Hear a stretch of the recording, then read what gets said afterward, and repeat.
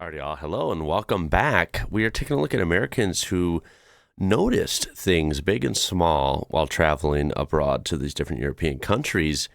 I think these are a pretty good collection. I think these were, at minimum, pretty thought-provoking. So let's go.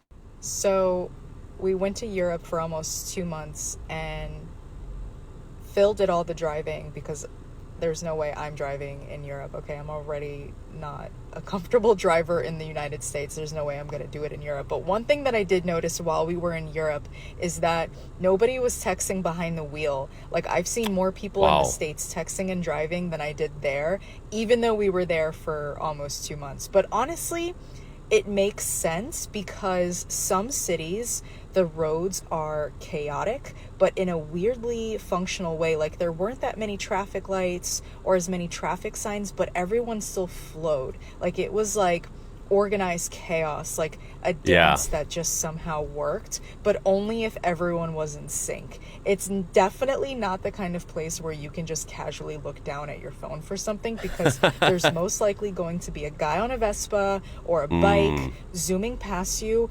while a grandma walks into traffic with bread. Like, driving in the US feels way more structured, rules, signage, lanes, but in Europe, it's just vibes, like vibes and survival. But by the end of the trip, though, Phil was driving like a local, like That's one cool. hand on the wheel, eyebrow raised, like unbothered by the chaos. But while I was still clutching the door handle.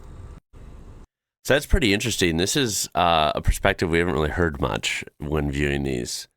I didn't even think of that. So that's a problem, right? I always kind of talk about how driving seems to be taken, pretty serious, more seriously in European countries than over here, which is ironic because we're dependent on driving, right? You almost have to drive to live in the US, right? It's very car dependent and car centered. But this is interesting because, unfortunately, this is something I pride myself in. Good drivers here are just that. They're good drivers. They don't text and drive. They don't mess around. They don't do a million things while they're driving. They drive. They pay attention. But unfortunately, there's just so many people, young and old, it doesn't seem to matter what age, that they're too distracted, right? They're eating, they're doing makeup, they're texting, they're talking on the phone, which talking on the phone, if it's truly, hands-free and wireless, is one thing.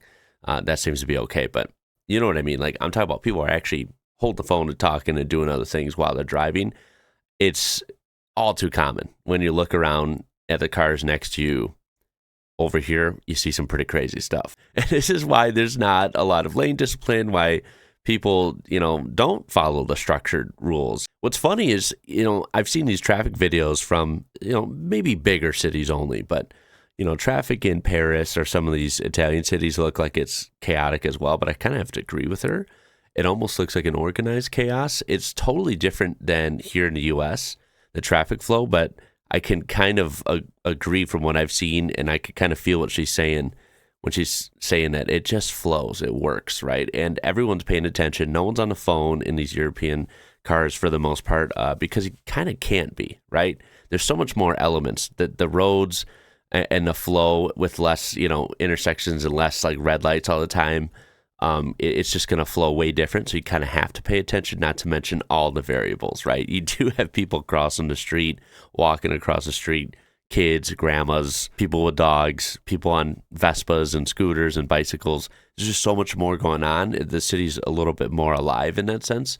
So I feel like you can't really do that in European cities. I'm still haven't made a video on this, but I really want to, about driving to, some simple things I do on almost a daily basis. It just feels so slow here. So driving, even as like a car guy, right? It's not that enjoyable unless you find dedicated areas for it, because you're just going for like 7 seconds and you're at a red light. And you're there for like 3 minutes here. In Illinois, the infrastructure is horrible, right? It's not pleasant. And in a sense, it feels too structured. You're just not going anywhere. Everything's slow, too slow. Unexpected things I've noticed in Europe as a British girl who's lived in America for the past 10 years. First thing, what is the So I was going to say, wait, she's British, but she's lived in America 10 years. That's a long time. So she's got a unique perspective here, let's see. Deal with the coffee here. How am I able to drink it? Absolutely no problem. Yet in America, I get heart palpitations and have to immediately run to the bathroom if I even just get a whiff. The next thing. All right, I'm gonna cut her off. I totally gotta agree there. You gotta. I love coffee. A lot of people do, but I really am interested to see when I'm more traveled. Like I keep hearing that coffee is so different in different places, and that's one thing I wouldn't have really expected years ago before this channel.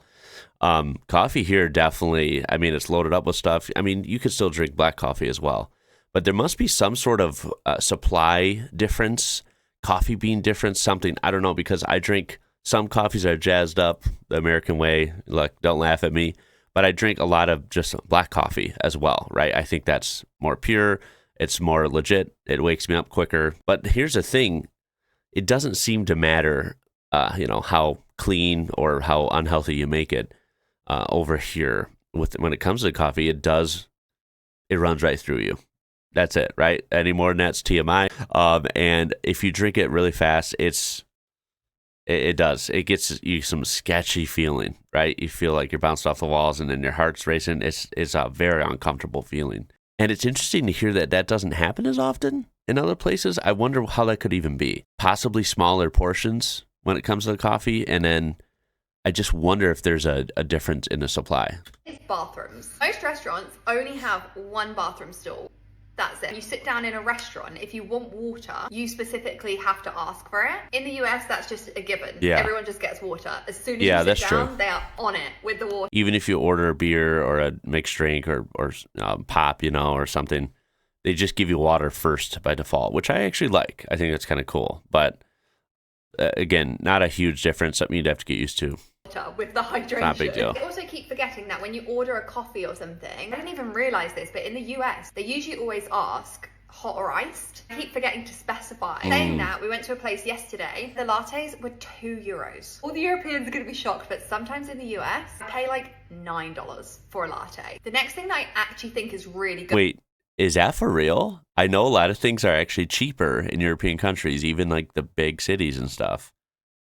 $2 for a latte? Oh my, or €2. I'm sorry, €2 for a latte. That is incredible. That is absolutely incredible. Wow. You will never, ever find coffee drinks, lattes. You won't find that for anywhere near that here at the cheapest places.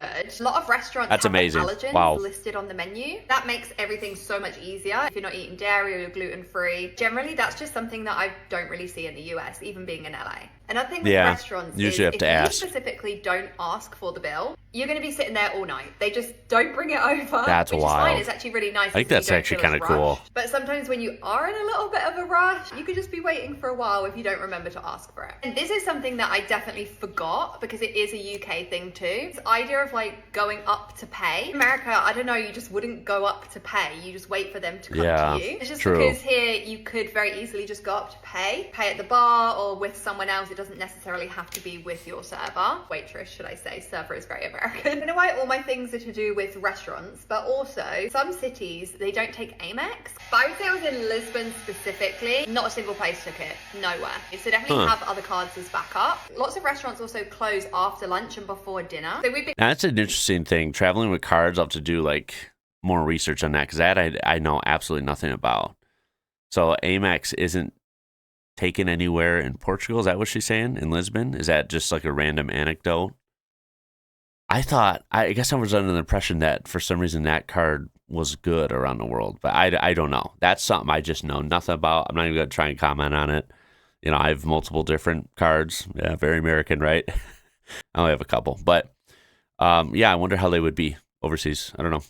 Caught in a couple places where we've wanted to have like a late lunch at like 3 p.m. and had limited options because not everywhere's open. Also forgot I've heard how common it is for girls to just go topless at the beach. Wow. And not even at like a topless beach. That's not common here. Beach, just like at a regular beach, which I really love because I think it makes it more normalized. That's so different. I think you'd be arrested if you did that in America. Yeah. I do think in general the prices have been a lot cheaper. It's just funny. Made us realize that there's a lot of things in LA that are very overpriced. I don't know for like the whole of America, but definitely LA, New York, just actually like a bit of a... I think the whole of America is a little overpriced these days. That's for sure. But yeah, I feel bad for her. She's in LA. If you're in LA, Chicago, New York, the big three, or some other big cities, Atlanta, Miami, places like that, things are just price hiked, price gouged to the max. That's how it works. It sucks. Rip off when you can compare it to prices in Europe. I also noticed people don't really work in coffee shops here. We've been to tons of cafes and places to grab coffee. I don't think I've seen one laptop, not once open. Whereas obviously that's really common in the US, even if you're like at a Starbucks. People work in cafes all the time here. 3-month-long like they're working on their computer and stuff. That's not a thing overseas. That's interesting. Europe trip. There's just a couple of things I've noticed so far. I'm sure there'll be plenty more. But those aren't too bad. They're just some interesting differences. I think for me, the most interesting was like the coffee, right? How it feels just a little cleaner and it's not messing with her as much as it was here. And that's just concerning. Just add it to the list of like basically every food you ever ingest is not as good here. Has been in Spain for the last 2 weeks. These are my observations that stick out the most to me. The 24 hours that y'all have in a day here in Spain and in Europe as a whole is much different than the 24 hours that we have in the US. Let me explain.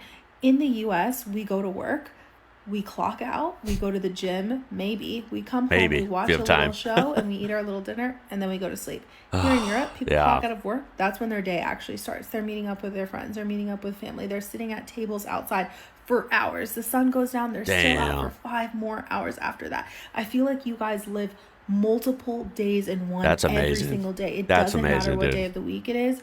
You guys are and outside. During weekdays. Pretty much everybody here smokes cigarettes, and for some reason. First of all, right? Wow, that sounds incredible. I don't know if it's a worldwide thing. Maybe it's just an American thing. I feel like this decade, the 2020s, right? I've seen other people post about this. You know, and of course this could go from person to person, but I feel like people just say they just don't have enough time anymore. And I 100% am in that camp. I just feel like every day flies by. I got barely any time for anything. If I have a list of things to do, you know, let's say it's 8 things I want to get done. I would be happy to get 5 or 6 of them done. I'm getting like 2 of them done if I'm lucky, right? There's just not enough time in a day. I don't know what it is. It's really weird. And this is happening to so many people. But I guess the more I think about it, it does feel like it's mostly Americans I've seen posting about this type of stuff. It's really weird, right? People are just busier than heck. And this country's, you know, in chaos spiral. This, you know, especially right now, but even really in just the last few years, it's just been a mess. And then I'm hearing like people just, they work and then they have all this life outside of work and they're getting stuff done. They're hanging out and they're enjoying the sunset and they're with their friends and stuff. Like, damn, why? What is wrong with us over here, right? Everyone's grinding and they're not getting ahead and no one has any time. They watch a half an hour show on TV. They eat their quick thrown together dinner and they go to bed and start over again. It's weird.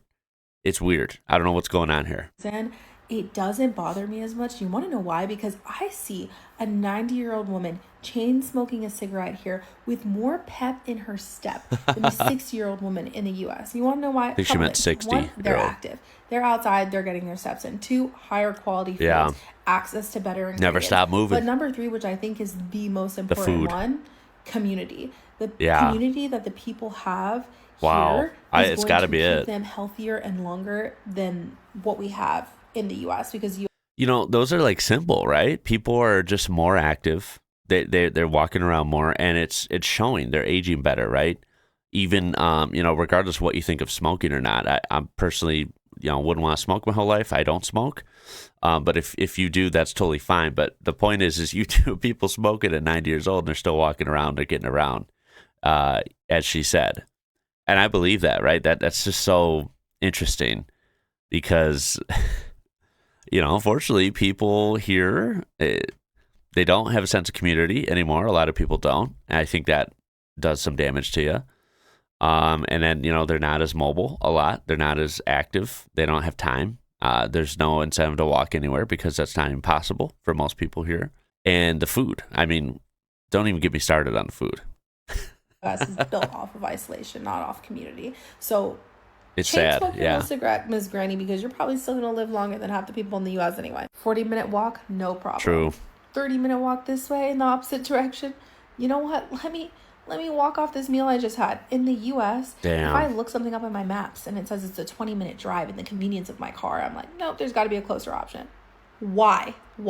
I'll tell you why. Facts. Because there is so much to see here. There is so much to look at. There are always people outside. It is made for you to walk. There are so many things that's got to be for it you too. to stumble into or to accidentally find. And it is just such a fun experience to walk. If This is a you good were perspective driving it we've never everywhere, heard. You'd miss the entire point. Like, the best part is what you get into when you're randomly walking around.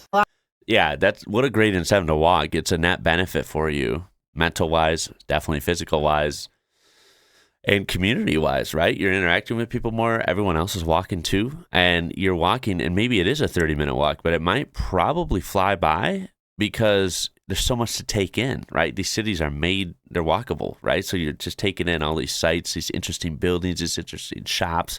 Look at that group of people. What are they eating? What are these people doing? I bet it's just a lot more interesting. That experience is so rare here in the U.S. and it's hard to find, right? A lot of times you don't even want to walk because it's dangerous or it's just not suitable for walking. Yeah, it's a shitty reality Observation for now. when it This comes to one's that. kinda niche. The girls are not at the gym. Nope. The girls are not at the gym. The girls are walking. The girls are at bar. The girls are at yoga. The girls are at Pilates. They're doing a little 45, 50-minute class. They're getting in, they're getting out, and they're done. The girls are not lifting. She's You wanna talking know about why? US, Because when I yeah. went to the gym, there were 100 men for every one girl. And it was terrifying. It was actually my worst nightmare. It was my worst nightmare. But as a whole, overall, I'm loving. Yeah, I obviously can't relate to that as a guy, but that would feel pretty weird, I bet. They do have, I guess I suppose where, I guess luckily in my area, if you're a woman, I feel like it helps a little bit. They do have a couple women-only gyms or gym women-only areas in another gym I'm thinking of. So maybe that's helps combat that, but yeah. Yeah. When that's your only means of exercise, right? You can't get exercise walking around, running errands. You got to rely on the gym, and even that has problems. Maybe I should move here.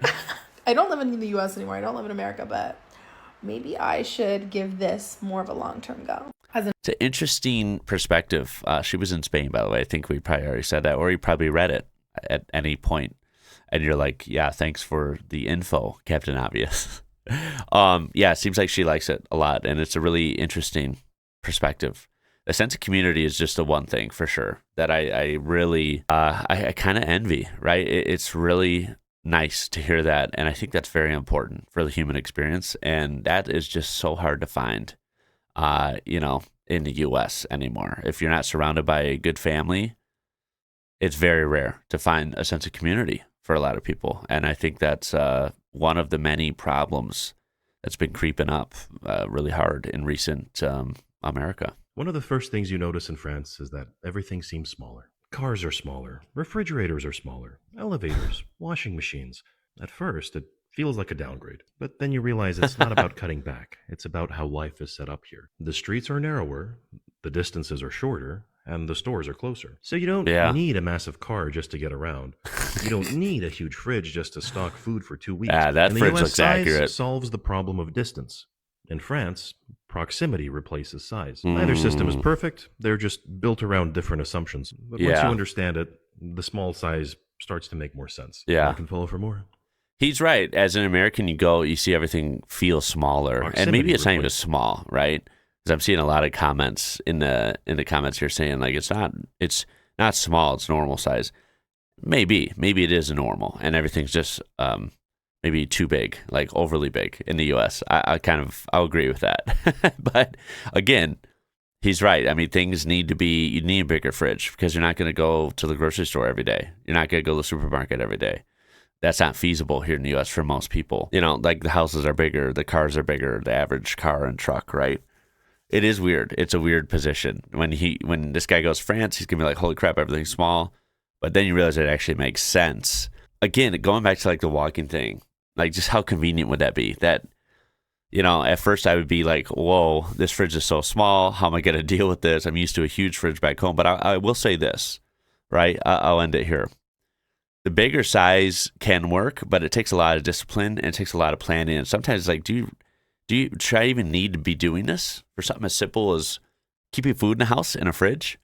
I will just say that keeping a fridge, especially with multiple people in the house, stocked can be a challenge when you have a huge fridge because basically you overstuff it And then things become lost in the background, and it becomes a chore to get things out. It becomes a chore to find things that you bought, but it's not there. Other people moved around. It's like a whole thing. And you end up having a lot of food go spoiled, go rotten, or you forget about. I'm ashamed to admit that I found a drink or something in the fridge that I end up pulling out of the back, and I'm like, oh my God, I remember buying this 9 months ago or 8 months ago. Yeah. So that's a problem with like just a kind of an easy explanation of a problem with like bigger things in the US. I could see if you have a smaller fridge, again, it'd be a culture shock, but then it'd be like, wait, there's literally a store with all I need a block away or 2 blocks away. You know, you're in a European, so you can walk there under 10 minutes. You go get your stuff, you come back, you make your food, you put away stuff in the fridge, and it's all like, it's easy. It's all there. It's small. And when you run out, you go get more, right? I feel like that is easier. Maybe it's not better for everyone. Everyone's always going to have preferences, but it definitely sounds a lot more organized and a lot nicer. I'll be honest. I'm going to cut it there. That was interesting. Those are some things that, people, mostly Americans, I guess, or people who have lived in America, have noticed when living in and traveling in European countries. I thought that was pretty good. I look forward to your comments. I really appreciate you watching. I hope your week is off to a great start. And hopefully I'll see you in the next one. My name is Ian. You're watching IWrocker. Until next time, y'all. Catch you later.